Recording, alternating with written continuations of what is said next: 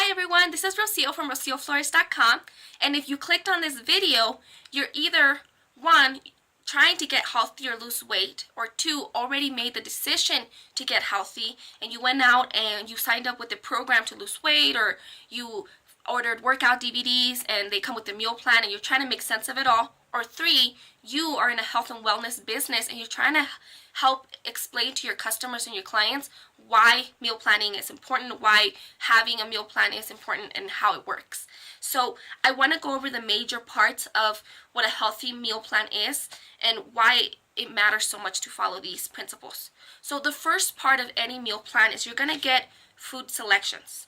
So some meal plans are a lot pickier than others, so some are way more restricted than others, and some you're only going to be able to eat certain types of foods, and then there are some that allow you pretty much everything. But the biggest part is understanding the food selection part of it. So for the most part, all healthy plans are going to split food up into different groups. So you've got proteins, fats, veggies, fruits, starches, dairy, and then usually you have like beverages, and then you have extras. So things that are like free, like spices, condiments, that kind of stuff, sweeteners, and I'll explain that in a little bit. But the big part of this is recognizing that all of these are separate things that your body needs. You need protein every day. Sometimes you get people who are on diets and they tell you, you can't eat carbs.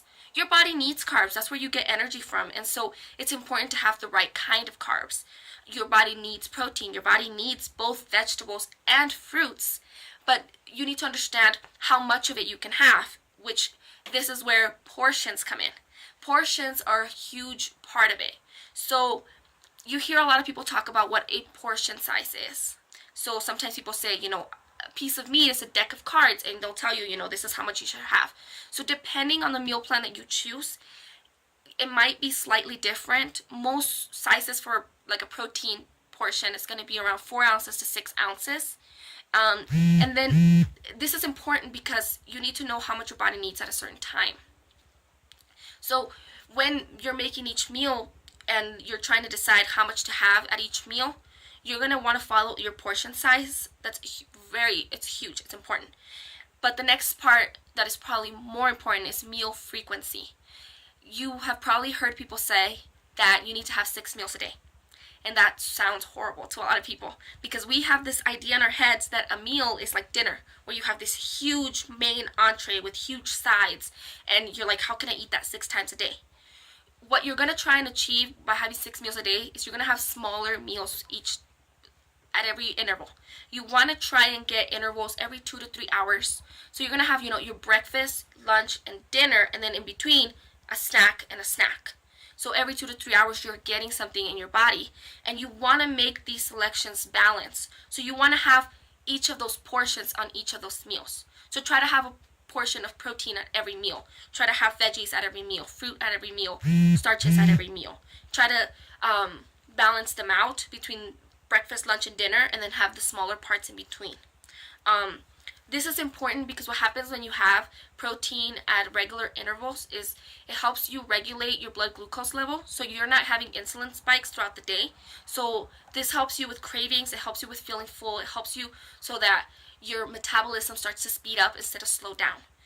You may have heard in your life at some point when dieting, people tell you, to starve yourself or to not eat or to skip meals, or they say, eat breakfast and then don't eat the rest of the day, or don't eat breakfast, eat all at dinner.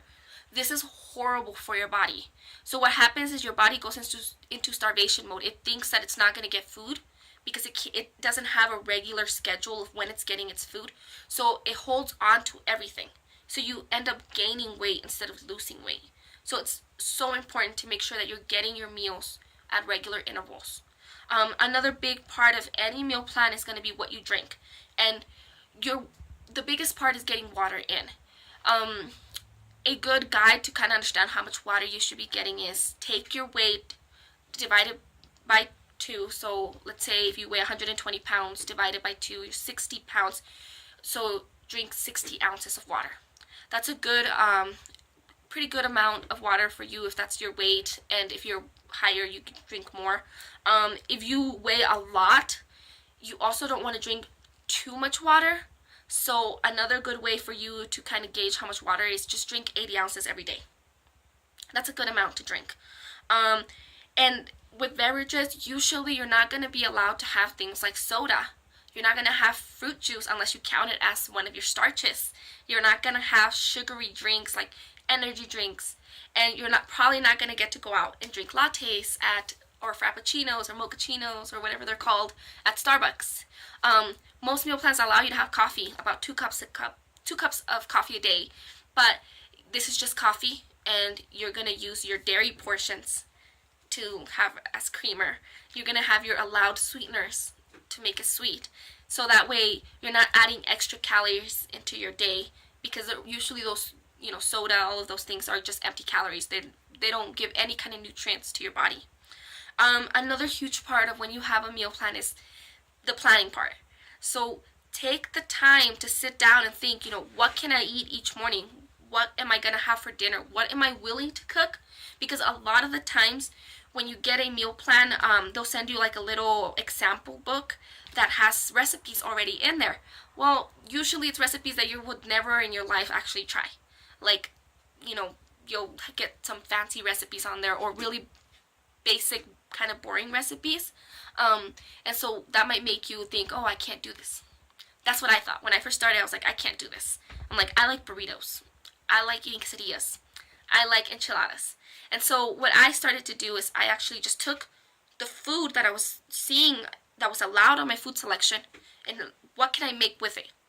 If I'm allowed a tortilla a day, even if it's a wheat tortilla, and I'm allowed beef, and I'm allowed beans, and I'm allowed cheese, then I can make my own burrito. So you got to look at it that way. What can you make with what you're allowed to have that you already eat? You're just going to make it with a smaller portion size, so make it fit into your plan, and then use spices, use salt, use things that are going to give it flavor, so that way you're still enjoying your food, because you're going to be a lot more successful if you like what you're eating.